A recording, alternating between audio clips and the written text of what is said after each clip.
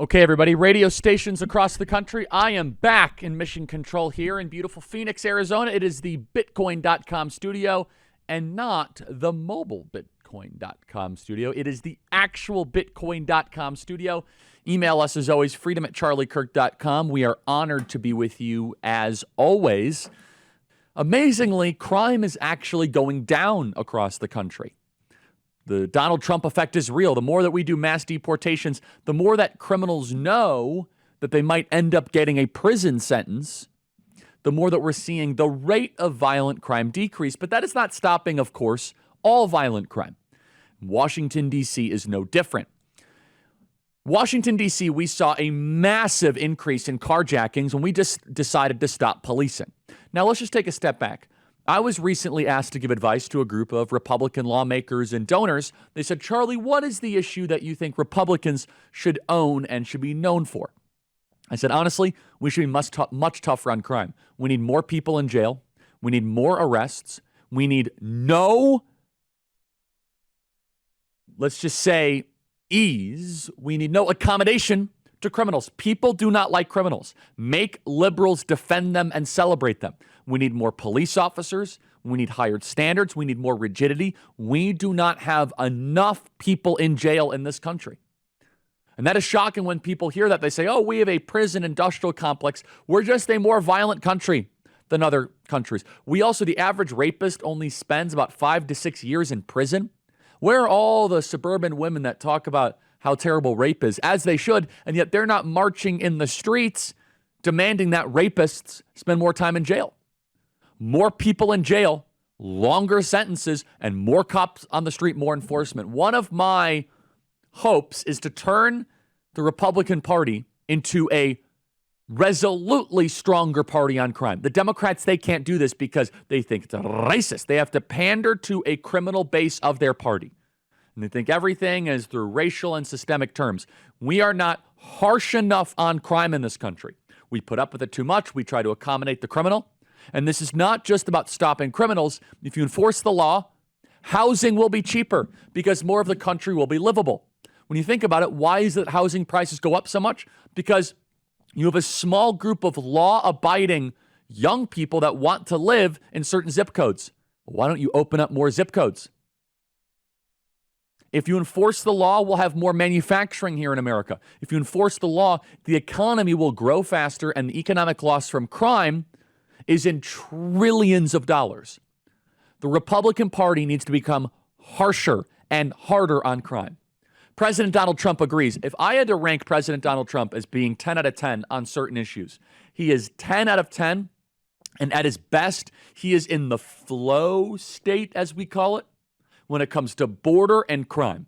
President Donald Trump is in that kind of Michael Jordan fourth quarter. Watch him do his best work when it comes to crime and when it comes to the border. Unquestionably the best American president on immigration and on crime. In the zone. When America has less crime, everything is better. That's why the left loves crime so much. It makes everything worse.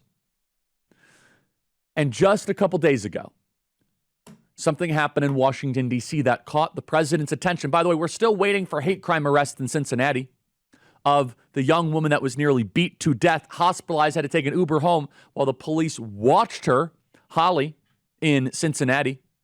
We're still waiting for hate crime arrests because she was obviously targeted because of the color of her skin. It was a black on white hate crime, not an arrest yet. We're expecting arrests from this Department of Justice. We are eagerly anticipating it. We are ready to receive those arrest warrants, and the mayor never even called her. But unfortunately, another situation happened in Washington, D.C. involving someone that has been, he's had a year. By the time the show ends, another American family farm will shut down. Not because they stopped working, but because a lot of grocery store meat doesn't come from them anymore. Over 85% of the grass-fed beef in the U.S. stores is imported, and most people have no idea.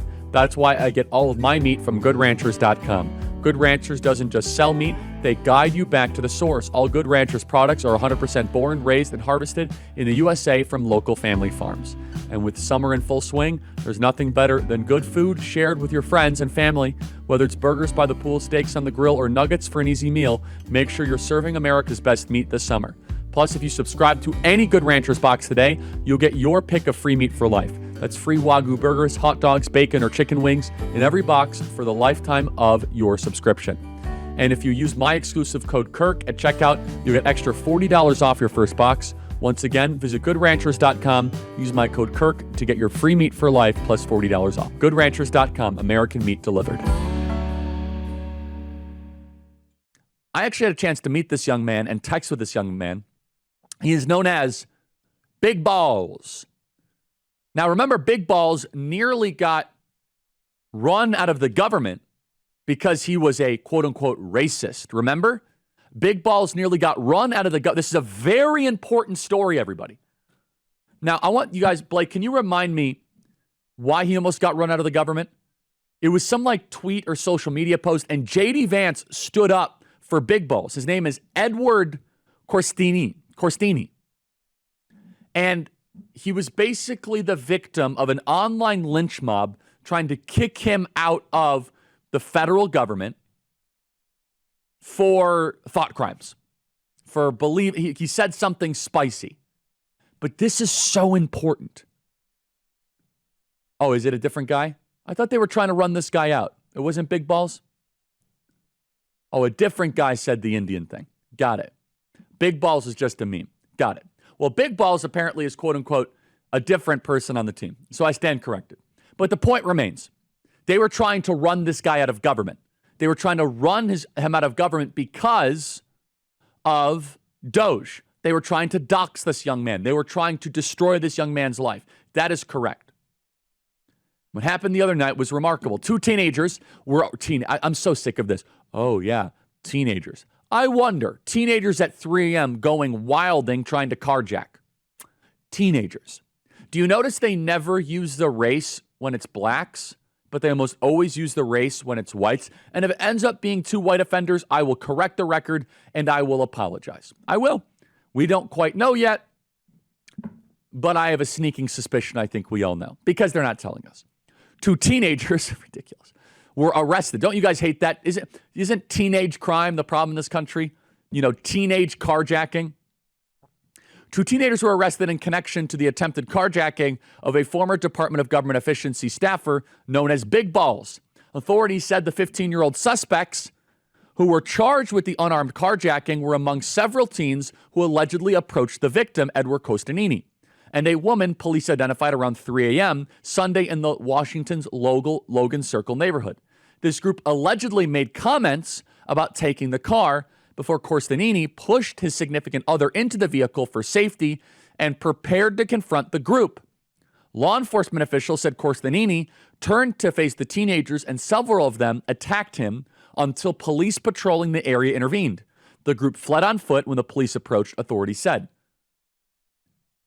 And so this is heroic behavior. This is like Trump and Butler. This is Daniel Penny-esque.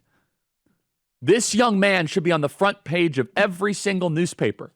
This is the type of son that this is the type of man I want my son to grow up to be. To defend women against a mob. And I think we know what kind of mob it actually is. I don't see it on the front page of the Wall Street Journal. I don't see it on the front page of the New York Times. Mike Lee wants to give him the Presidential Medal of Freedom. Now, if he had shot and killed one of these attackers, they would try to indict him for murder. That is the left. But here is a young white man who's working in the federal government as a Doge staffer. Very similar to Kyle Rittenhouse. And we are only saying, well, these were just a bunch of youths and teenagers. Oh, a bunch of teenagers going carjacking at 3 a.m. We should no longer put up with this. We should treat juvenile individuals at an adult threshold. We should have the juvenile threshold at the adult. And this young man could have been killed. President Trump is calling for 14 years and older, and he is right. And I believe it's time to exercise the federalization of Washington, D.C. Bring in the troops, cut out the crime, federalize Washington, D.C. President Trump has the power to do it. He has exercising home rule over the nation's capital. Make D.C. the safest city in America. Bring in the Marines. Call in the Insurrection Act. Make the crime go to zero. Use it as an example.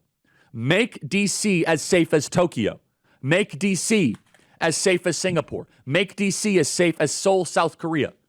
We can do it, but we choose not to because we don't want to we don't want to offend the teenagers. You see, I know so many of you, when you're out at night, you're worried about teenager crime. How can we call ourselves a superpower when our great capital is a dangerous dump? Beijing isn't like this. Tokyo's not like this. But DC is, and it's because we're choosing.